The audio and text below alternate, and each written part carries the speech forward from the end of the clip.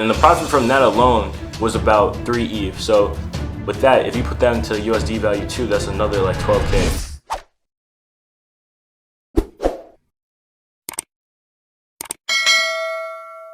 What is up, guys? Today we're back with another NFT video. Today we're not talking about any projects. Today I just want to talk to you guys about how I made 25K in 1 week trading NFTs. Now obviously that is not consistent, and it's not going to be consistent ever in anything you do every week or every day. But here's some tips to potentially help you guys make those type of gains in the NFT market. Also guys, my voice is kind of off right now because I kind of have a sore throat, so I'm feeling a little bit sick. Also guys, I'm sorry for not uploading in the last 5 days.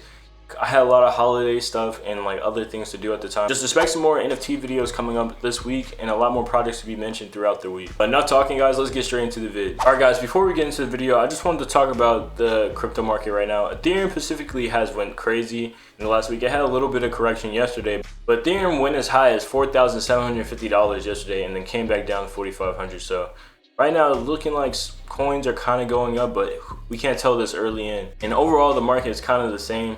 But yeah, Ethereum doing decent in the last couple days. Alright guys, as you can see, we're on the home page of OpenSea. So what I wanted to show you guys was that basically the best way to make profit off of NFTs without even having to mint them is secondary, because you know that's where like things go up and down. So moving market, you want to catch the lows and sell on the highs. The tactic I use for finding out what projects are going to do well, like for a quick flip on secondary, is I look at like the last 24 hours of volume. And the important thing about looking at the last 24 hours of volume is that you can see what kind of projects right now are doing lots of volume and expected to do more volume in the upcoming hours. For example, a project like this that's been doing well lately, Wizards and Dragons game. Earlier today, it was around 0.3, it's already at 0.39, and in the last 24 hours, it's been doing heavy volume. What you want to look at is the sales and also the listings.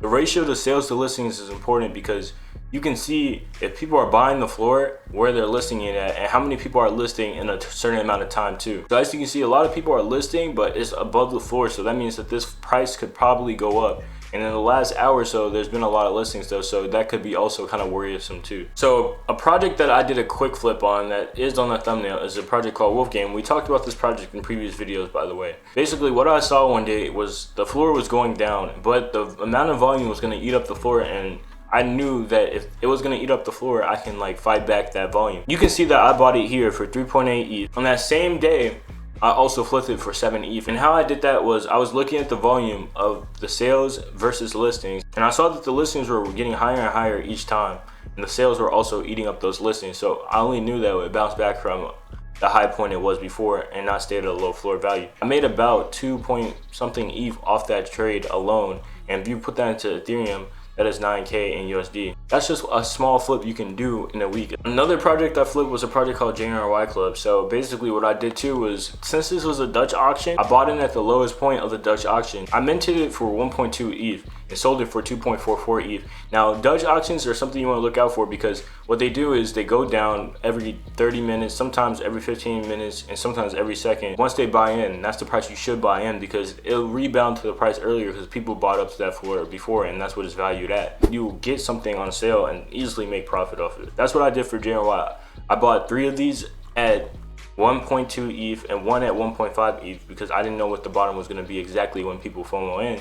And what I did was flip it all for 2.4 to 2.5. And the profit from that alone was about 3 ETH. So with that, if you put that into USD value too, that's another like 12K. Try to play off the volume, try to buy in, and then flip on that secondary market. Usually when the volume is going up, it's going to be bought in. Also, just like how coins have market caps and you know that they're going to reach a certain market cap, NFTs also have like a certain amount of ETH put into them. So if you see a project doing 500 ETH in volume in like about 30 minutes, then that means you should probably buy in because that volume is going to be going up to probably 2,000 ETH in volume or even 2,500 because of how many people are buying in, and the listing can't support that buying power. Think about that too when buying NFTs and trying to make profit off secondary.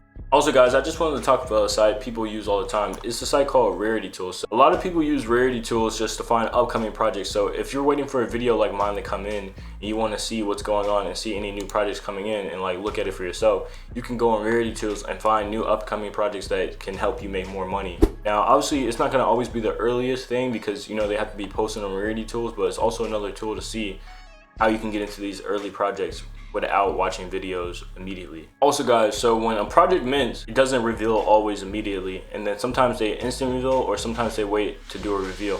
So what Rarity Sniffer does, it tells you about collections and their rarities before they even reveal sometimes when they're about to reveal. For example, whatever this is, Gold Hunter, I think this is the Gold Hunter game.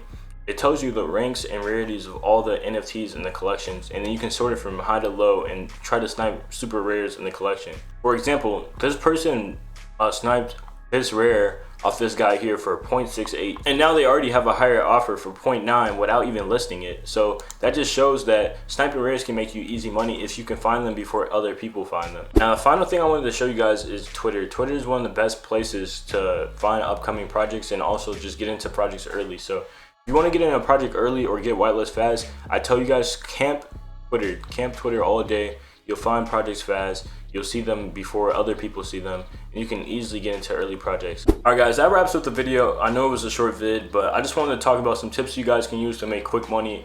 Like I said, I made $25,000 in a week using these strategies, so if you use these strategies too, you can potentially do the same thing. But guys, I appreciate the support on all the vids. All my videos been doing a lot of numbers. I mean, for me at least. Don't forget to turn on post notifications, like the video, and sub, and I hope to see you guys later. Peace.